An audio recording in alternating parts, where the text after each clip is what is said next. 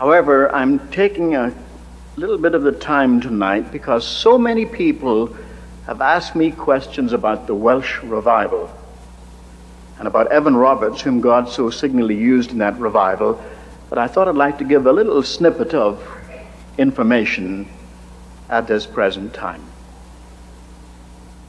I knew Evan Roberts personally. I was not alive during the revival, which took place in 1904. But like the other great movements, it began in prayer. There was a speaker of the Keswick Convention in England, Joseph Jenkins, who was pastor of a church in Newquay in Cardigan in Wales. He talked to his young people one Sunday morning and he said, "What does Jesus Christ mean to you?" The young people were a little embarrassed. Now, they were godly young people. They always began their meetings with prayer, their scripture reading. They loved to sing the Welsh hymns. But he persisted. "What does Jesus Christ mean to you?" A young man spoke up and said, "Jesus Christ is the hope of the world." No, he said, "I don't mean that. What does he mean to you?" A girl called Florrie Evans, who'd been converted only 3 weeks, spoke up and said, "I love the Lord Jesus with all my heart." It was so sincere, it so deeply moved those young people that Dr. Martin Lloyd-Jones, the famous Welsh preacher, told me that was the beginning of the Welsh revival. Joseph Jenkins formed the young people into a team. He took them with him in preaching. Seth Joshua, the outstanding evangelist of Wales at that time, visited that church in September. And I have read his diary in the University of Wales archives. 19th September. I tried to close the meeting, but it would continue on beyond human control. I knew his son, Dr. Peter Joshua, who died just last year, an outstanding American Presbyterian minister.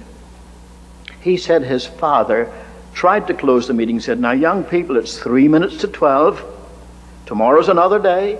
Let's have the benediction. Go home and get some sleep." He pronounced the benediction. There was a slight pause, and then someone would start to pray or sing. Then he would try again. He said, "Young people, tomorrow's another day." And someone said, "It's tomorrow already." That's rather contradictory, but you know what they meant. He was so moved. Mrs. Jessie Penn Lewis wrote to a magazine in London saying a cloud no bigger than a man's hand had appeared in Wales. And by the time that was published, something else was underway. Now, Evan Roberts was a coal miner.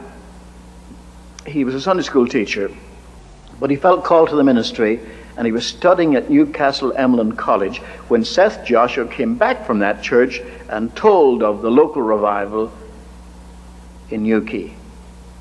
And Evan Roberts' heart was stirred. The students of the seminary petitioned the principal to cancel all classes and let them attend Seth Joshua's next meeting at a place called Blaenanner. The principal said, "You'll learn more in 1 week of revival than 3 years of study at college." So the students all went down there. The evening meetings were packed, but the morning meetings, in those days they didn't have babysitters, and people at work, people at school couldn't come. So only the nice old ladies of the parish were there, plus the theological students. But one morning Seth Joshua said in Welsh, "O our glued pligny, O Lord, bend us." And this young fellow, Evan Roberts, 26 years of age, went forward and prayed, "O God, bend me." That was a deep experience for him. He said to his roommate, Sidney Evans, "Do you think God could give us 100,000 souls?" Now, if one of my students came and said, "I want to go into evangelism, do you think God would give me 100,000 souls?" I would put it down to enthusiasm. But Evan Roberts was deadly in earnest, and it's very interesting. In the next 5 months, there were 100,000 conversions. He went to the principal. He said, "I can't concentrate on my studies." I keep hearing a voice that says you must go back and talk to the young people in your home church. Mr. Phillips, he said, is that the voice of the Spirit or the voice of the devil? And the principal said very wisely, the devil never gives orders like that.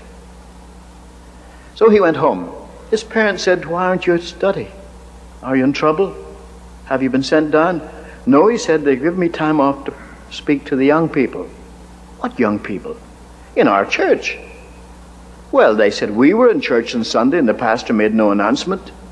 Evan Roberts says he doesn't know yet. Now, what would you say if you're a pastor and somebody came back from a Bible school after 2 months' study and said, I've come to preach?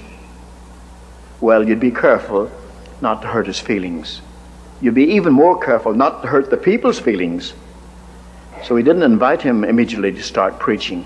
He said, how about coming to the prayer meeting on Monday? Monday night was prayer meeting night. He didn't ask him to speak to the prayer meeting.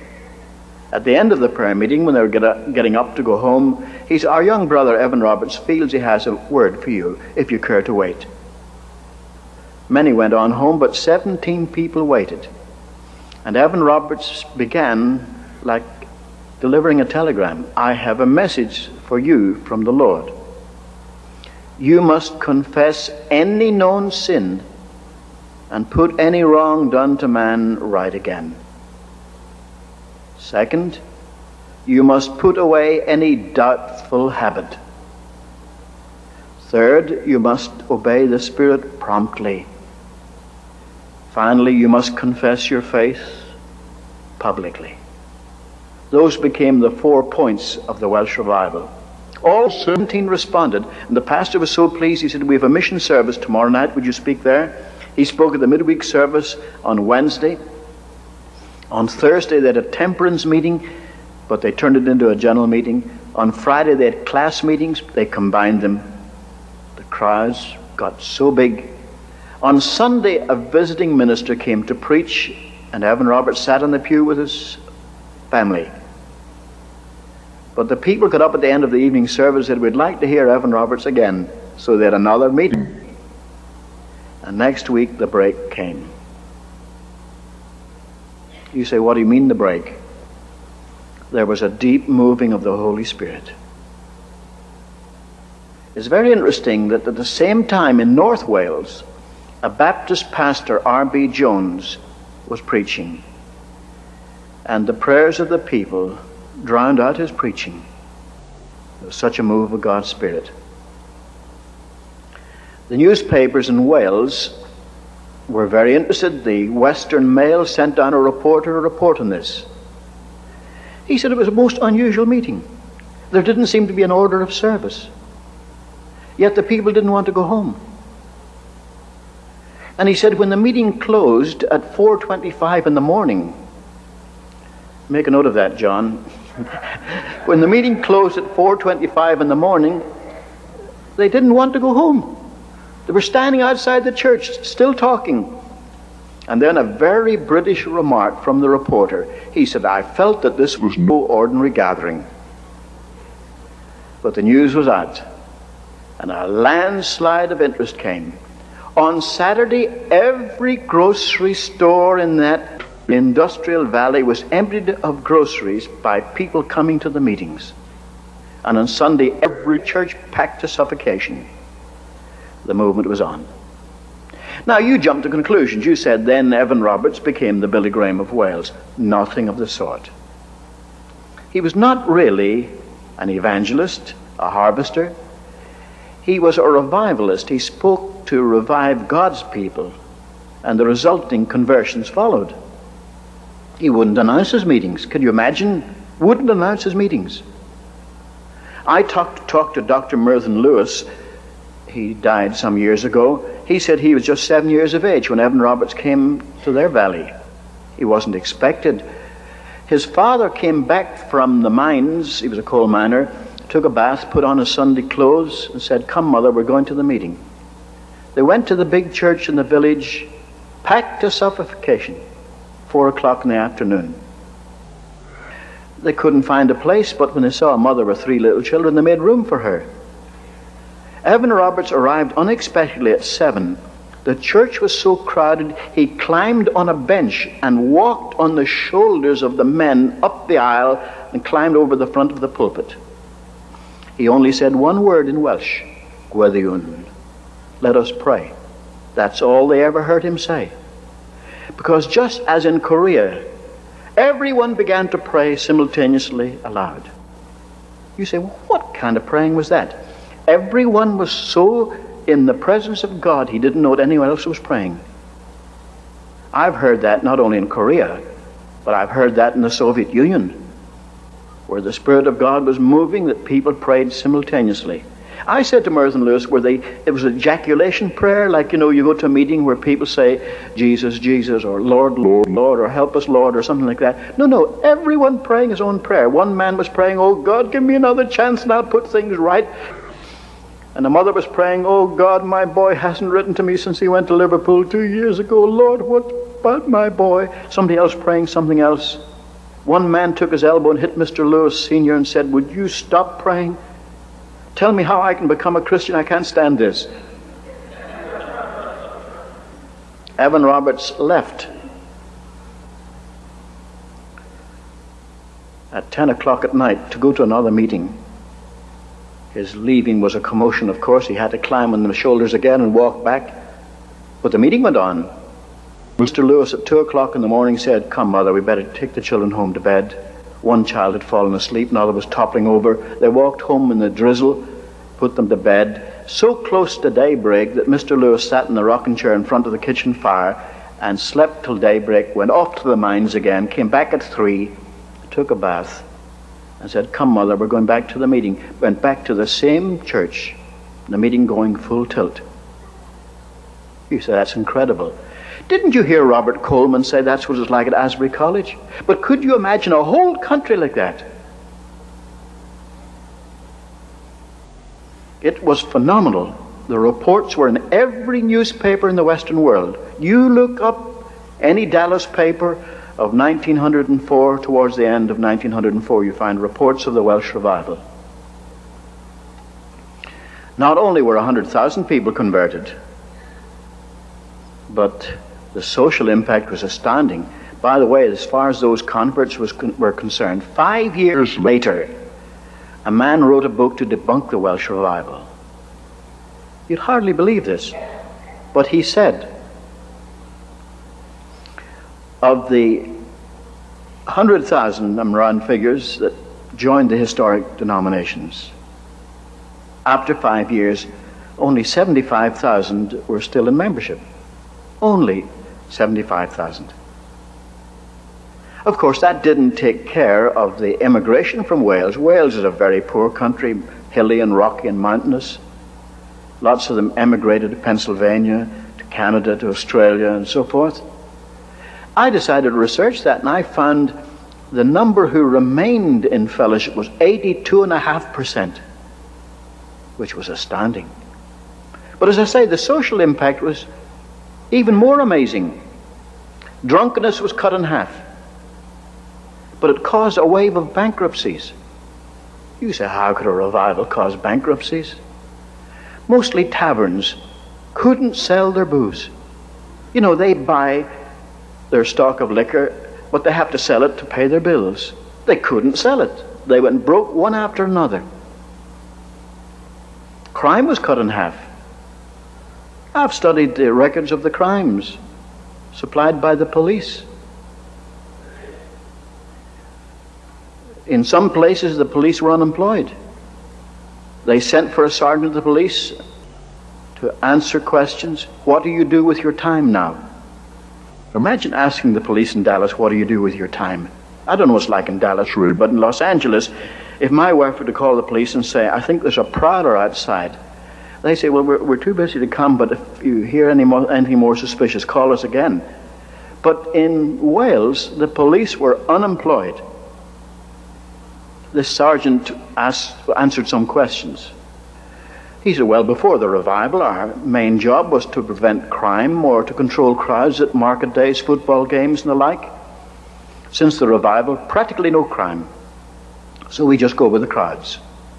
A counselor said, what do you mean you go with the crowds? Well, constantly. He said, you know where the crowds are now. They're packing the churches. Every church packed every night. But do they need the police to direct them to the church? Oh, he said, you don't understand. We have 17 police in our station, but we've got 3 excellent male quartets. If any church wants a quartet to sing, they notify the police.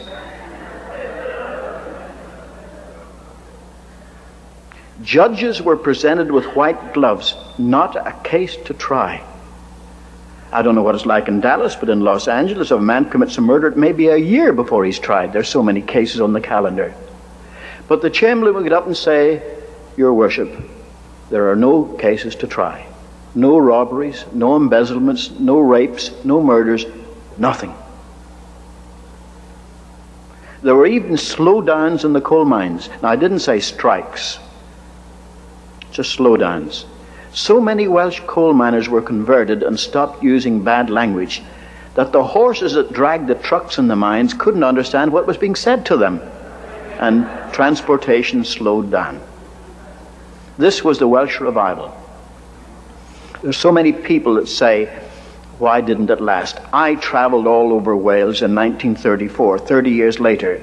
I used to test the meeting. How many people here were converted in the Welsh revival? A majority over a certain age. Well, why not under that certain age? Because they weren't alive, or they're only babies at the time. Someone asked Dr. Martin Lloyd-Jones in Toronto in 1934, and he replied, I would say that the main leadership of the Welsh church today are converts of the revival.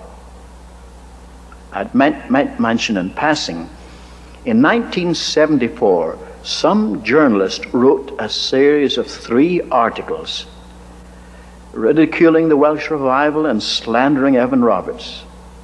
Evan Roberts died in 1951, I think it was. Now, do you know that according to common law, you cannot be charged with libel for slandering the dead? You could accuse George Washington of the most heinous crimes, and it's not anything against the law. That's an unfortunate thing. When I read these articles, it said Evan Roberts was an immoral man. There were whispers of the many women in his life. His preaching was so aphrodisiac that the illegitimate birth rate in Wales went up. I wrote to the editor, I said, you haven't heard the last of this. I knew Evan Roberts. He was what we would call a chaste man. So decent that the world wouldn't understand him. But I went over to Wales on my own expense, and the principal of the Baptist college there arranged for me to speak in Bangor, Aberystwyth, Swansea, and Cardiff. We had the biggest meeting in the biggest auditorium in Cardiff, admission by ticket, hundreds turned away. The Lord Mayor was there in his regalia. And I told them what I'd discovered. I said, who was it that said that Evan Roberts' preaching increased the illegitimate birth rate in Wales? I found it wasn't an historian. It was a Baptist minister in Birmingham. I called him up. I said, may I ask you, as a fellow Baptist minister, where you got this? He said, my mother told me. I said, how would your mother know? Did she keep statistics? Well, she knew a girl that got into trouble during the revival. I said, in the meetings? Oh, no, he's not in the meetings, but perhaps there was such excitement, that some girl was careless. I said, I can't argue with an anecdote, but maybe for every girl who was careless, if there were any, perhaps 1,000 girls quit fooling around. He said, but that wouldn't show in the statistics. I said, no, non-pregnancies are never reported. Then I thought, indeed they are. I went up to London, to Somerset House, where they keep all the records of births, deaths, and marriages. They have a whole section on illegitimate births. I found that the illegitimate birth rate in Radnorshire dropped 44% in 1 year. In Merioneth, 44%. In Glamorgan, 8%. But in every Welsh county, the illegitimate birth rate dropped. I felt like Samson taking the jawbone of an ass and slaying 1,000. I almost felt look up and say, well, Evan, I was glad to do it for you, because he was a man of God. A very liberal theological professor came to me afterwards. He said, Orr, thank you for coming to Wales. He said, my theology isn't like yours. But he said, the two godliest people I ever met in my life were my mother and my Sunday school teacher, and both were converted in the Welsh revival. Did you know that that revival swept the United States from coast to coast? You know that in Schenectady, the Schenectady Gazette ran a column called Yesterday's Conversions. If you want to know who was converted yesterday, there was this column to tell you who was converted yesterday. You know that in Portland, Oregon, 200 stores closed from 11 to 2 for prayer? Portland, Oregon. And it swept Texas like a tidal wave. I have a lot of friends in Southwestern. When I was researching this, I asked my friends in church history, missions, and evangelism, can you give me any clue on the great revival in Texas, 1905? They said, we never heard of it. I said, Dr. W.R. White of Baylor says that was the year that so many Baylor students went to the mission field.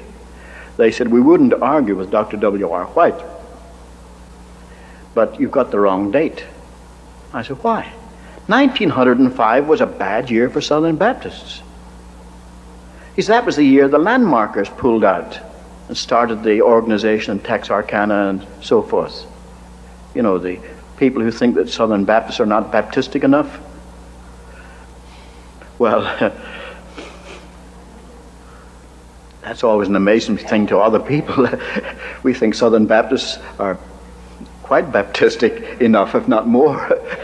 But he said we lost hundreds of churches, scores of associations in Arkansas and Tennessee pulled out.